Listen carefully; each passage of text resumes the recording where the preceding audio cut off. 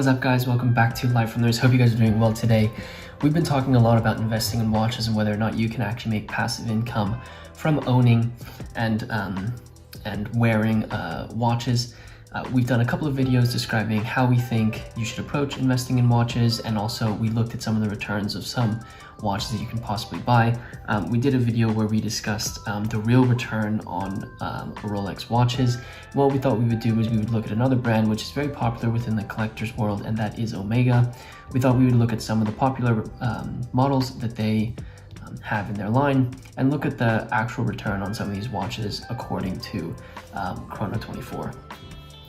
Just to recap, Rolex watches, the real conclusion was over a longer time horizon, which is basically what we think investing in watches really is. It's a longer time horizon investment. You actually can make a little bit of passive income from watches, especially from Rolex watches. Whether that applies to Omega watches, we will see today. If you are new to the channel, be sure to subscribe hit the subscribe button and turn on the bell icon so that you're notified when we upload. Also, please, if you wouldn't mind smashing that the like button for us, for the YouTube algorithm, it really does help us out. So when you think about Omega, I think of really like 2 or 3 watches that come to mind that are really popular from the modern side of things when it comes to Omega. Vintage Omega, I think, is something different and is a completely different niche when it comes to investing in watches. So what I'm actually going to look at is the 3 watches that come to mind. You probably have them in your head already, and look at the return according to Chrono24. Chrono24 basically has this feature on these references that you can actually see the price changes over a course of a specific amount of years to see how the prices have actually increased. A quick note about the numbers that I'm going to be talking about. This does not adjust for inflation. These are, I think, raw numbers that are not adjusted for that. And the way that Chrono24 actually calculates these is based on list price and the sale price of these watches during each of these kind of time horizons. So quick caveat there. So obviously the first watch that comes to mind is going to be the Omega Speedmaster. The Omega Speedmaster is obviously a cult favorite when it comes to collectors, and so I thought I would look at the 861, the Omega Speedmaster Caliber 861. This one is obviously a very popular piece within the collector's world. So back in Chrono24 tracks the price of Omega Speedmasters back to 2009, and the price in 2009 was $2,300 US. Today, that same chart has this Omega Speedmaster at a price of $6,500. So you're looking at a $4,200 change between 2009 and 2021. So you're looking at about $350 each year that has grown if you look at it, split it out by each year. This means that the total return on investment if you bought an Omega Speedmaster in 2009 was 182%. If you split that evenly out between the 12 years that it has grown in, you're looking at about 15% year over year, 15% per year. Which, when you compare it to another investment that you could possibly put your money into, a 15% return each year is actually not bad. If you compare that to the S&P 500 or Dow Jones, that averages about a 7% or 8% return each year, you're looking at almost double that. So a fairly good place to put your money. Whether or not that trend is going to continue into the future, 15% every single year going forward, that's another story. And I think that is kind of, that's where it becomes a little bit more speculative.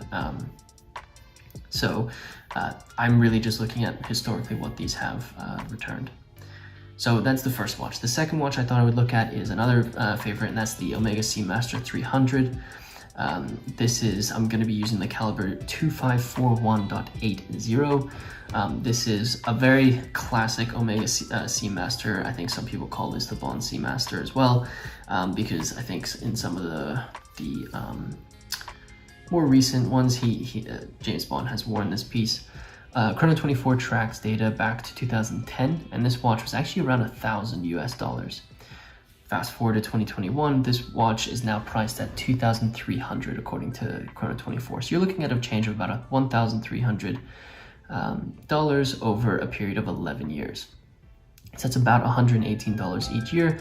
it comes out to be 130% return over 11 years, which is about 13%. So you're still looking at fairly good returns compared to an investment in the S&P 500 something like that. So another favorite by collectors, and really shows what can really happen. The third one I want to look at is a little bit of a different one. This is the last one I'm actually going to look at, and I hope this kind of gives you an idea of kind of how you can approach investing in watches, and what you can maybe hypothesize with things going forward. So the third watch I wanted to look at is the Omega Seamaster Planet Ocean 600 meters.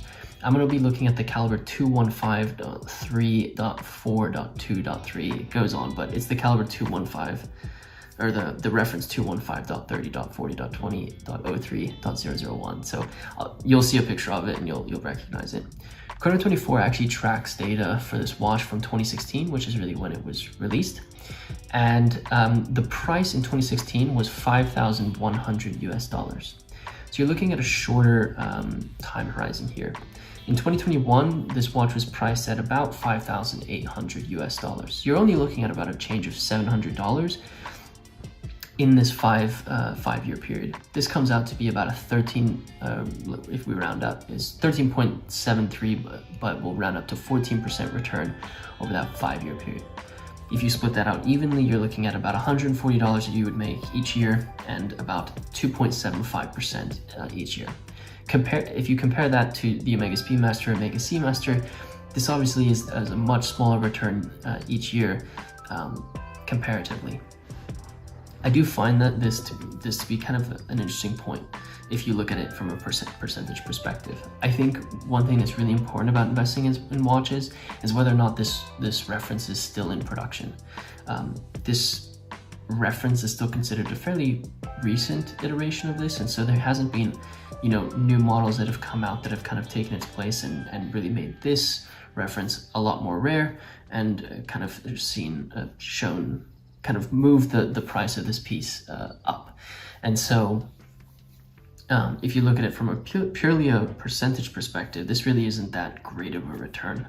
14% over 5 years, that's a fairly bad return on investment, just in general, compared to any type of asset class, I think. So 14% is kind of bad. But if you actually look at this from how much money you would make each year, $140 is actually not bad. That's actually better than the Omega Seamaster 300's return every single year if you split out the change in price evenly by each year. Just to remind you, the Omega Seamaster 300 was at $119 every year if you split it out evenly. The Omega Seamaster Planet Ocean, you're looking at $140. So from that perspective, it's not actually that bad. I think what could happen with this piece, maybe it's discontinued, they come out with a new iteration of this, it's very different than this version of the Planet Ocean, and so that makes it a little bit more rare. But again, that's all about speculation and figuring out when things are going to happen. So I thought that was an interesting kind of example to look at. I hope you guys enjoyed looking at 3 of these pieces and looking at the return on investment that you can get from investing in Omega watches. I think Omega, very similar to Rolex, is a cult favorite. The brand has a lot of equity, and so people are going to be always going to go for Omega watches because they are so popular and well known by collectors. Again, this is looking historically. This is not investment advice. I don't suggest going and investing in Omega watches. This is purely just looking at what the return on investment has been historically. If you haven't seen our video where we discuss the return on investment for Rolex watches, be sure to check that out. It'll probably be in the suggested videos, but we have an investing in watches playlist that you can check out if you are interested in seeing some of our other videos. If you did not do it in the beginning of the video, be sure to smash the like button for us. For the YouTube algorithm, it gets these videos to more watch enthusiasts, and hopefully we can share our passion for watches with more people. So if you wouldn't mind gently smashing that like button for us, it really does help us out. Also, if you are new to the channel, be sure to hit the subscribe button. If you like watches, you might as well, and turn on the bell icon so you're notified when we upload. And with this said, guys, thank you so much for watching, and until next time.